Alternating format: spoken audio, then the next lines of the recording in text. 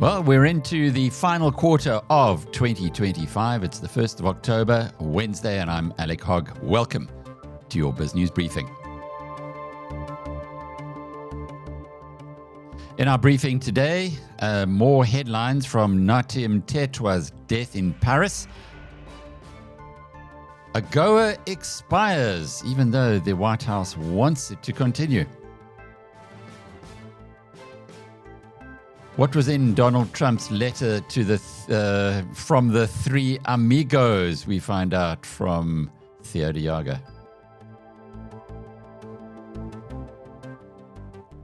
The Economist tells us how to spot a genius. Spotify's founder Daniel Ek is standing aside.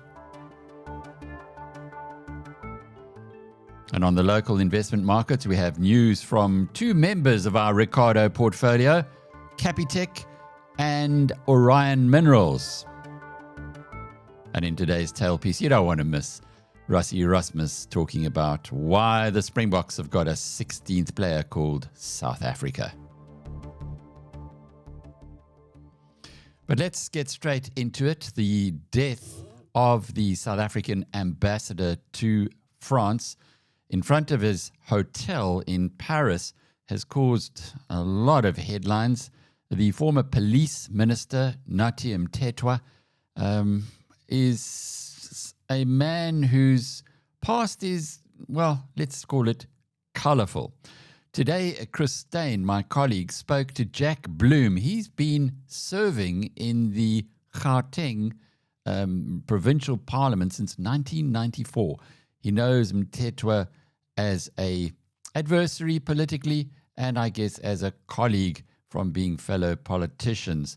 This is what he had to say about this latest shock development. Now, Jack, yesterday, a former minister of police died in a mysterious fall in Paris just a week after being named at the Madlanga Commission.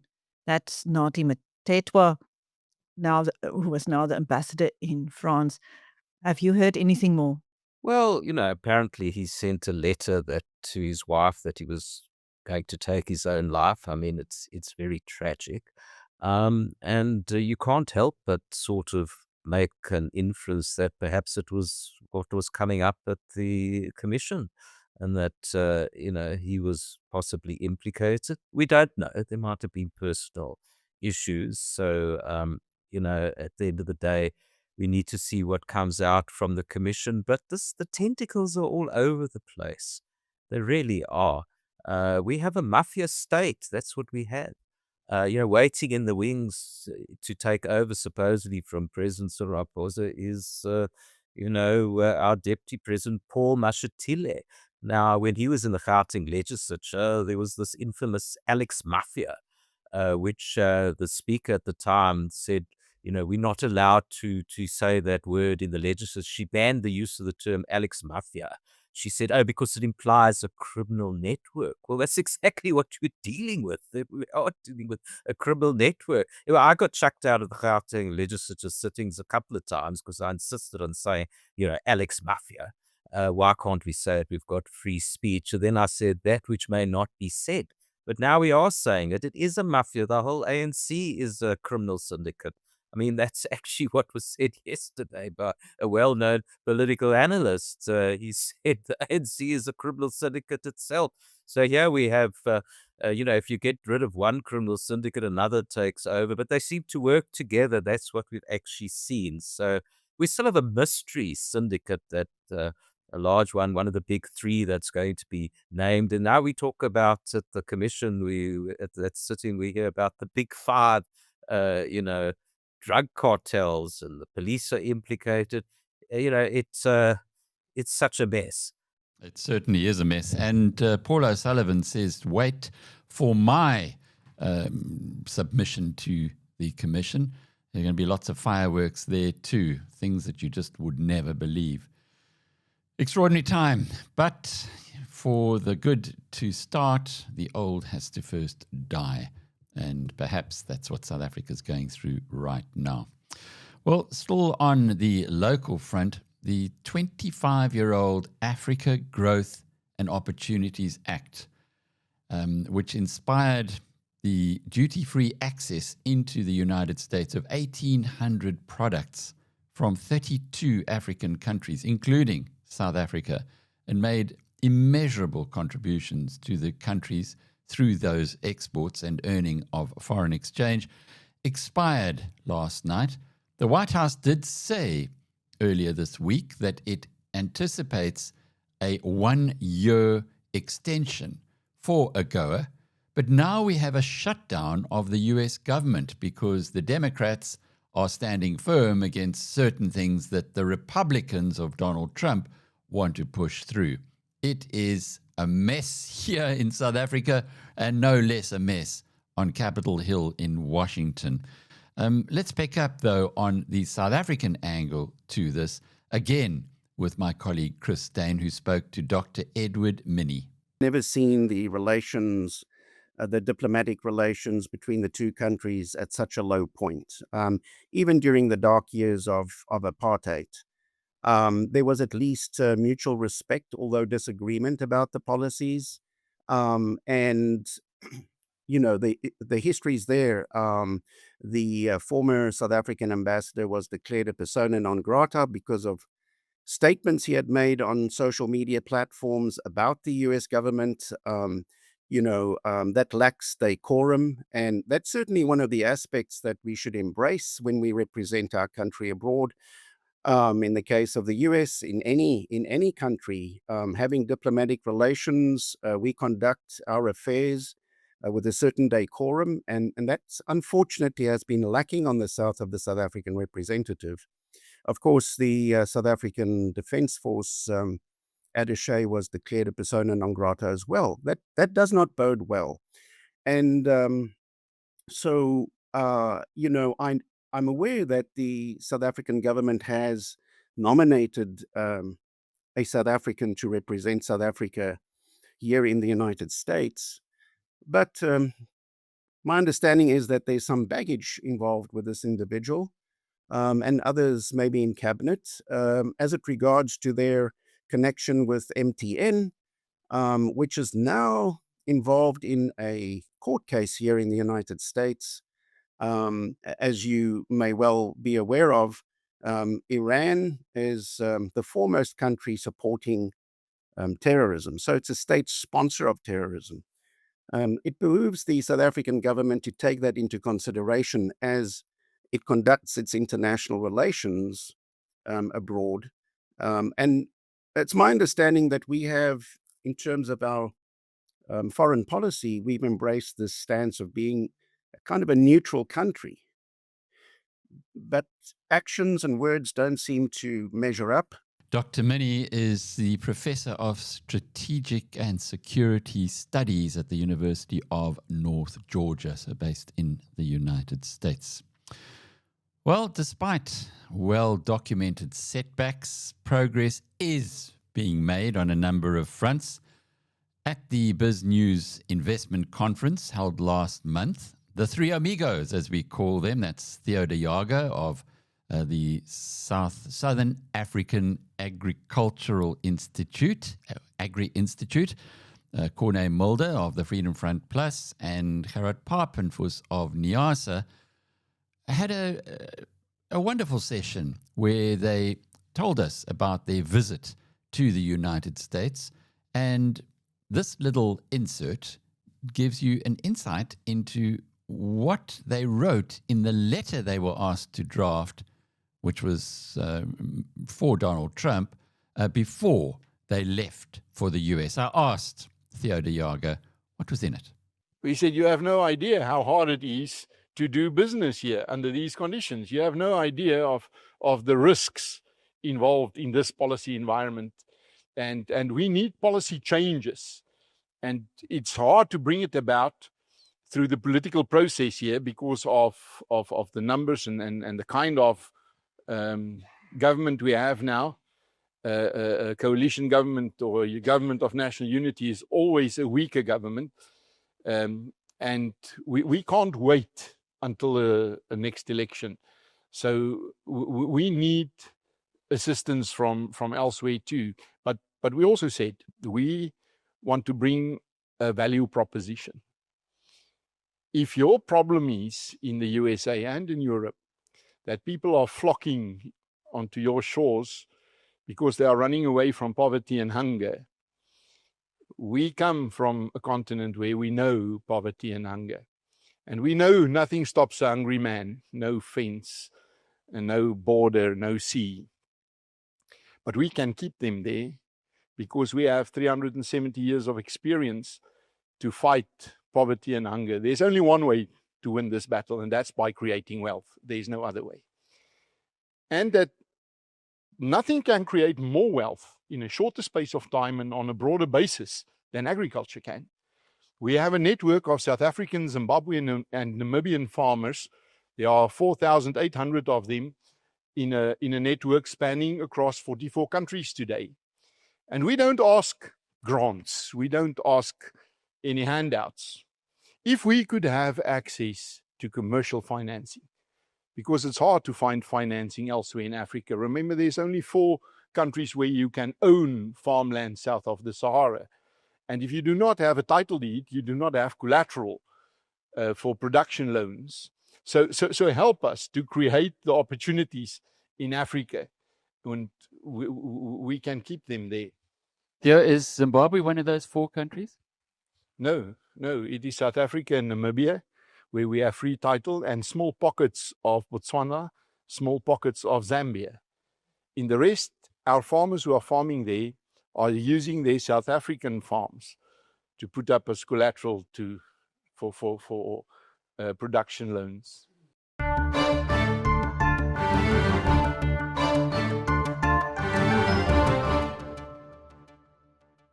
Robertson, a small town in the middle of nowhere where a wine farmer claims to have sold a Volkswagen up to We Buy Cars. A farmer. What car did you really sell them? A VW up. Right here in Robertson. Small town, but we know about We Buy Cars. Yeah, but what's a farmer doing with a VW up? It was just a run around. Cool cover story. And I see you traded it in for this, like a double cab Renault. Were they all out of ranges? We Buy Cars, the easiest way to sell your car by far. Discover Southern Africa with DCC Hotel Group, your trusted partner for a safe African safari.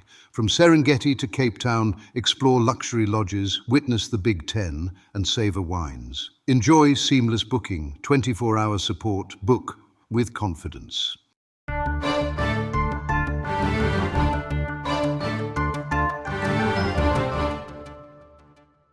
Well, on BizNews Premium, we regularly carry articles from our partners and our licenses, The Economist, the Financial Times of London, and a number of top international authors like Professor Mariana Mazzucato, who is well beloved of the South African government. In the latest episode of The Economist, or latest edition of The Economist, the cover story was How to Spot a Genius. So we've picked up from them how you do that. The rewards for superstars are growing. The best surgeons and concert pianists have long commanded the highest fees and the patronage of the wealthy. Today, however, the superstar effect is on steroids. Some programmers in their 20s command 7, 8 or even 9-figure salaries. The number of artists on Spotify taking home more than $10 million a year has grown 3 times as much since 2017 as the number earning above $100,000. Lawyers' fees used to be shared out.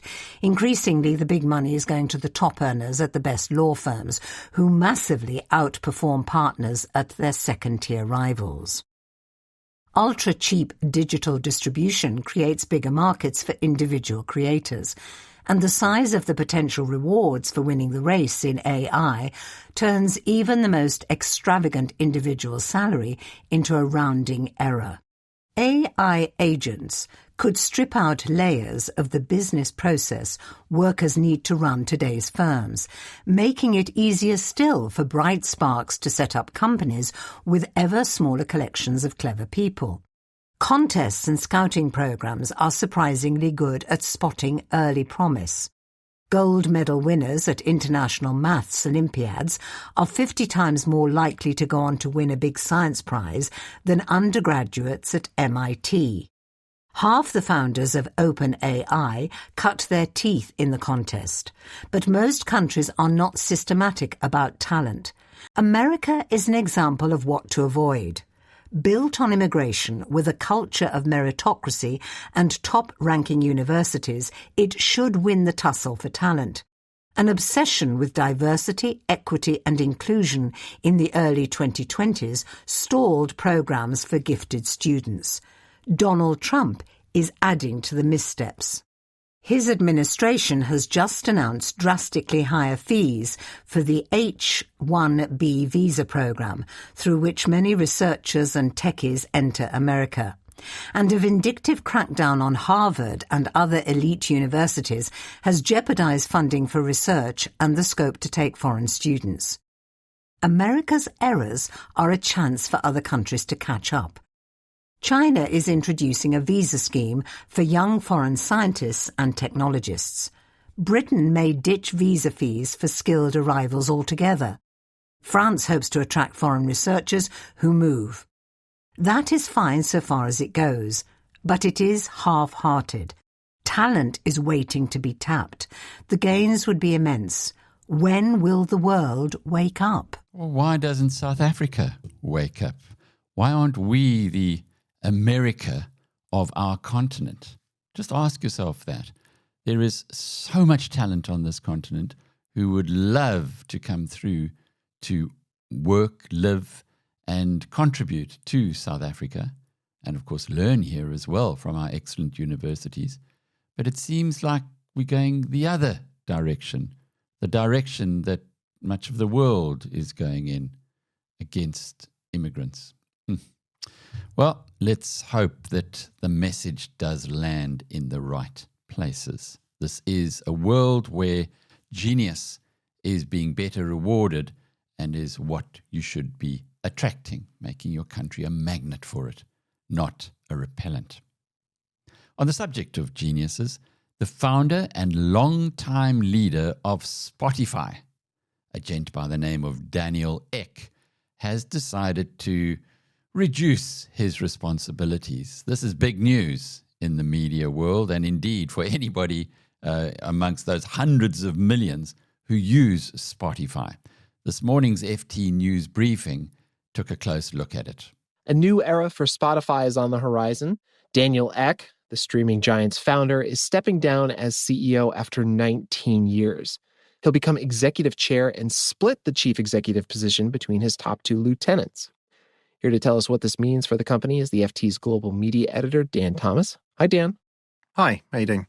I'm doing well. So tell me a little bit about this leadership change. Who are the new co-CEOs?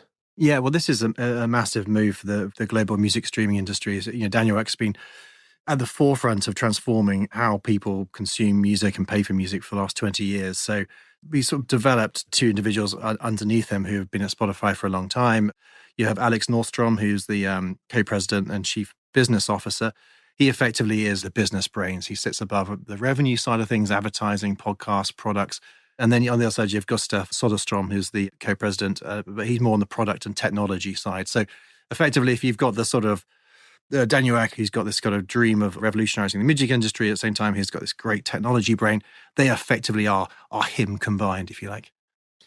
You mentioned the impact that Ek has made on the music industry. This feels like a really big moment for Spotify, as a founder stepping down after 2 decades running the company. What kind of legacy does Ek leave at Spotify? Yeah, absolutely. I mean, it's very unusual, I think, for a founder to almost stay that long, particularly a company which has been so successful as Spotify has been. Music streaming now accounts for 80% of recorded music revenues in the US alone. It's difficult to remember that 20 years ago, this was a fledgling startup. You had the end of the Napster era. Music labels were on their knees. They weren't making money. They couldn't quite get their heads around the next stage of monetization of music. The physical stuff was dying down.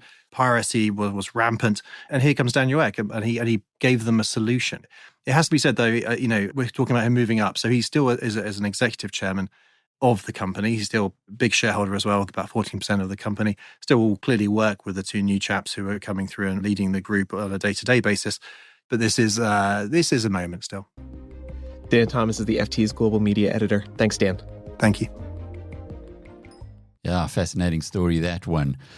Well, in the South African investment markets, we had financial results today from one of the favorites of investors on the JSE, and indeed a stock that is in the Ricardo portfolio. We launched the Ricardo portfolio yesterday when we retired the WebTrader portfolio, which was 10 years and 10 months old, and which had gone from being worth 2.25 million to just over 20 million rand. That's due to a compound annual growth rate of 21.7%. Just shows you what compounding does in the investment markets. But getting on to Capitec, their half-year results to the end of August were released today. The share price was up 2%, which tells you that the market liked them. Total profit for the period up 20%. Interest income 15% higher, and 14% growth in net transaction and commission income.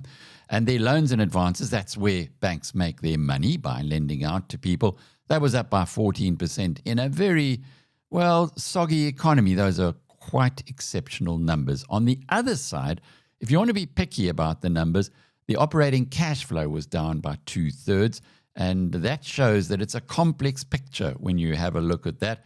Credit impairments, which is the bad debt write-offs, were 7% higher, and operating expenses 14% higher. All of that's not really a problem, because on the one hand, you've got revenues growing or profits growing 20%, so your operating expenses, you'd expect them to grow as well, and 14%, as long as it's lower than that, things are good. And credit impairments up 7% when you compare that with 14% growth in your book or in the total loans. Well, that's why shareholders and investors generally were happy, and the shares a little higher after the first half of their financial year. Another member of the Ricardo portfolio, Orion Minerals, released its annual report today. This one's share price was down slightly from 20 cents to 19 cents, but it's a ticky stock, as we used to call them in the olden days, and that means not really, 1 cent movement and 20 cents is a 5% decline. Nothing to get terribly excited about. Very good news here is that it is transitioning from being an explorer into a producer of copper, which is the hottest mineral in the world at the moment, and it's in the Northern Cape here in South Africa. The definitive feasibility studies have been completed for both of the mines that it's going to be operating. Prieska, the flagship, by far the bigger one of the two, and Okip, the combined net present value of the mines, if you take it on the 13 years that Prieska's mine will be able to operate at the investigation that's been done so far, there could be a lot more minerals in the area, but they're working on a conservative basis, is 640 million Aussie dollars. They listed in Australia as well as here on the JSE and report in Aussie dollars.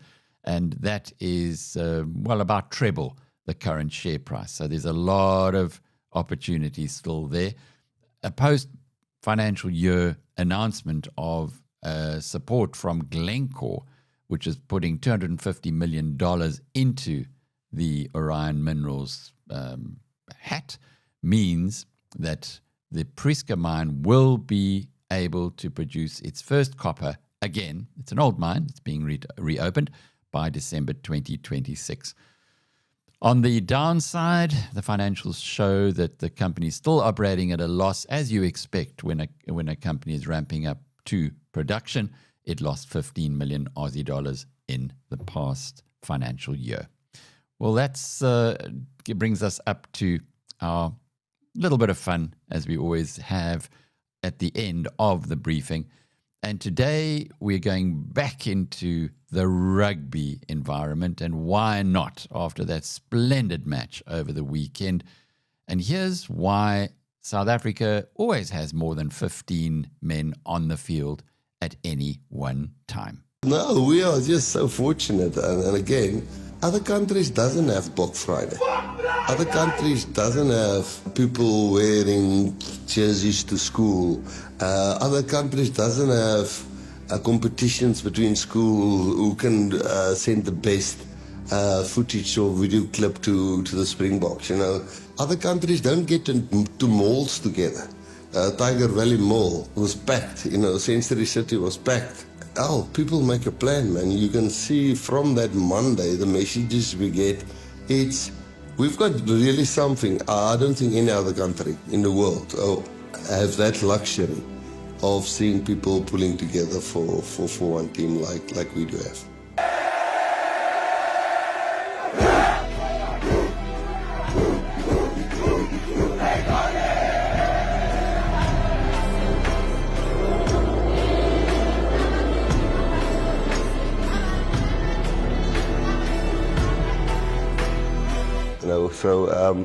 And yeah, I would not like to be seen.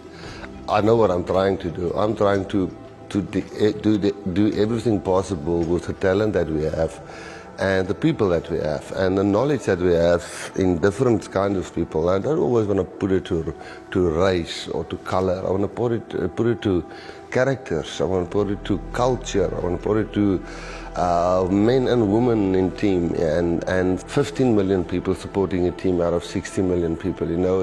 And for me, that togetherness of listen, nobody's more important than anybody else. You know, a great mechanic is a great mechanic. And I'm an awful mechanic. I might be a great coach or a good coach, but I've got respect for the guy who fixed my car, you know. So you know, I don't think one must blow it up.